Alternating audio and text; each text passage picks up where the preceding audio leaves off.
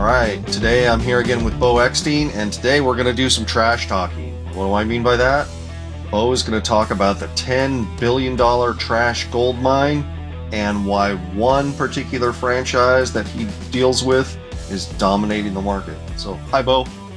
Hello, I'm excited to talk about this industry. It's the junk hauling business and the dumpster business.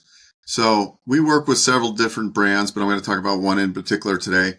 Why the junk business? Because the home service industry in general, I think, is a $596 billion a year industry, or that's the kind of gross domestic output of that industry, at least.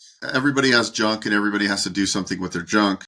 And this particular company has a couple things going for it that I really like. One is relatively low startup costs. You're going to start with one big truck. Of course, you're going to go in and you're going to clean out hoarder houses. You're going to go in and people are getting ready to move out of their house. They have a bunch of junk. You're going to go pick it up. What's unique about this business model is they recycle a lot, and they also sell some of the sellable items. So you have different profit margins. The other profit centers, I should say. The other reason I like this business model is because, this is a needed service. You're going to work with general contractors. You're going to have a bunch of referral business. This particular franchise is a sister company of a large conglomerate, which has 20 home service franchises. So you have some cross-referral opportunities from other franchise owners like HVAC companies, cleaning companies, etc. So they have a referral network. They have national accounts as well. So it's a great industry. You're not the one that's in the truck driving and picking up the debris. Obviously, you're the business owner growing it. And then after you get the business up and rolling and cash flow starts coming in, they also then do dumpster rentals where they actually drop these big dumpsters off. The contractor, the homeowner fills it up and you pick it up. So those things are making money for you. And the other vertical is obviously you're going in, you're cleaning up the debris, you're driving off, and then you're taking it to the recycle. And then there's a bunch of items in there that are actually valuable. And instead of like just throwing them in the junk, you're taking them and you're creating another revenue stream by selling them on eBay and places like that. They teach you all this and more with this business model. So, can it be semi-absentee? Yes, it can be semi-absentee. So this could be a business. Now, keep in mind, you want to have a business that's somewhat flexible because any business requires some lifting on your end. It's not like plug and play. So you're going to spend time setting up the systems, hiring the right people, plugging into the marketing through the franchise. But yeah, you could build this and have like a lead technician or a general manager run the day-to-day, and you could work on the business, not in the business.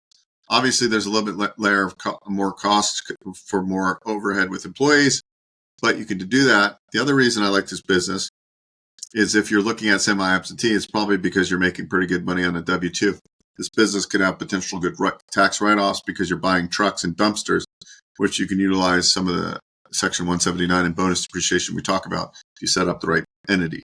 So a lot of value propositions other than even the business, right? So I'm looking at the full circle of like why this type of business, who might it be right for, who would it not be right for. This is another recession resilient business. It's not going anywhere. People have junk. People are moving out. Houses are getting foreclosed on. Construction's happening, and these contractors need this stuff out of there, and that's what you do. You get the debris out. So very good vertical. So what kind of marketing support is offered with this business?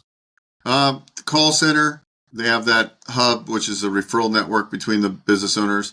They have national accounts with larger different companies, so they have like built-in books of business that way. Pay-per-click, Google My Business, so you're found organically in search, and then also through pay-per-click. So they're going to help you drive lead generation. They have a call center that's booking appointments on your calendar for you. So lots of good verticals to get the leads because it's really a lead business in the beginning, and then, quoting the job and then earning the job and fulfilling the job. So what's the truck plus labor model like? Depending on their pricing model, sometimes they have a set fee for labor and a set fee for, if you're just doing dumpsters, you don't need the truck. You're going to get a dumpster dropped off. Depending on the size of the dumpster, they're going to have a daily rate for that.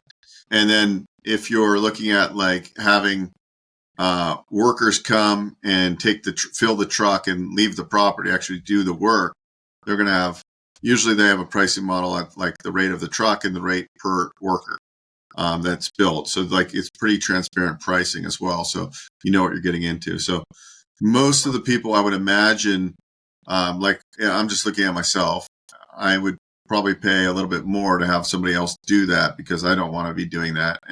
Because my time is better spent doing work that I make more money per hour. So I would outsource that, but there's a lot of do-it-yourselfers, right? Like Bill likes to do mechanical stuff on his car. I would never do that. So I would say the majority of people would are probably more like me that are not going to do that. And they're going to go, okay, well, for the extra couple $100, instead of me spending 5 hours doing it, I'm going to just pay a little bit more money. So I think that's what I like about it, is it gives you that option. Or if you're doing a job, like you're doing a remodel, you might not have all the debris out and you have to do it piece by piece. So a dumpster makes more sense.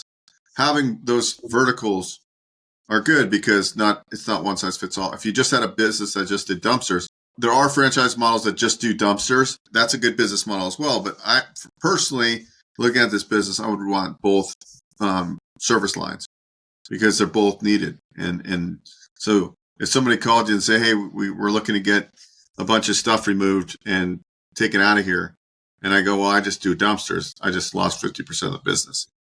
So what kind of feedback are you hearing from franchisees? They happy with this business?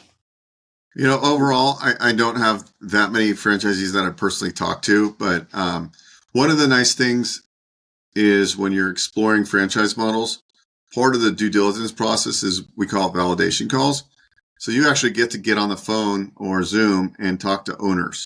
So like I help you get into business, different types of business.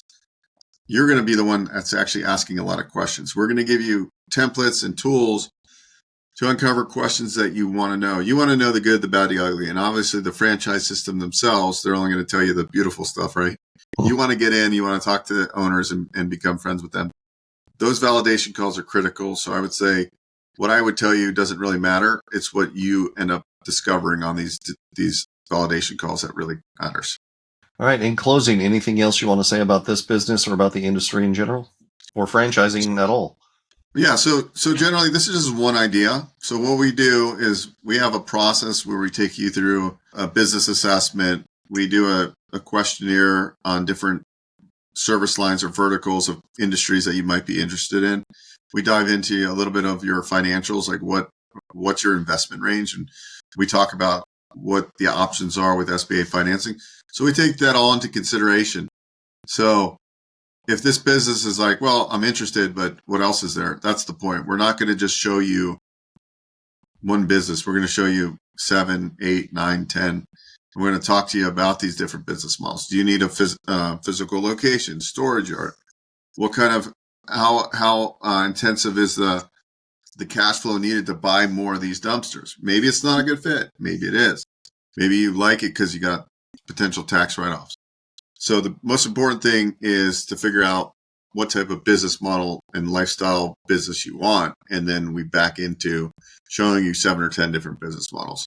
So we like to just deep dive on the different business models just to give people a flavor of what's out there. There's hundreds of business models. B2B, advertising, sign companies, HVAC companies, plumbing companies, drain cleaning companies, automotive companies, window tinting companies. There's now companies that do a franchise that does, they clean airplanes, right? So lucrative industry. The interior, there's companies that do leather refinishing, couches and boats and that kind of stuff. There's businesses that are geared for owner operators. There's businesses that are geared to be the person that's working on the business, not in the business. Some people want to they like to get their hands dirty. That's what they want. So we got to figure out what that is for you. So if you go to bookwithbo.com, we can start figuring that out for you. Thank you. Hi guys, Bo Eckstein here, and I'm with Baby Bo. Baby Bo is just a little over 4 months. He's my first child, my wife and I. So if you want to create legacy for your family, I highly suggest you go to our Business Ownership Summit. You can find all the events we're doing. Primarily, they're all free. You can go to boeckstein.com/events.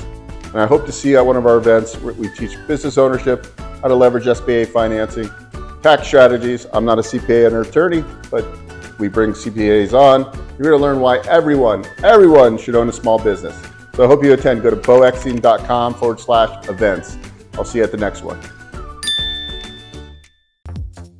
Hey guys, Bo Eckstein here. If you enjoyed what you saw, please subscribe to this channel. We talk all things financing. I've been in the lending industry for over 20 years, and I'm happy to answer your questions and provide great content.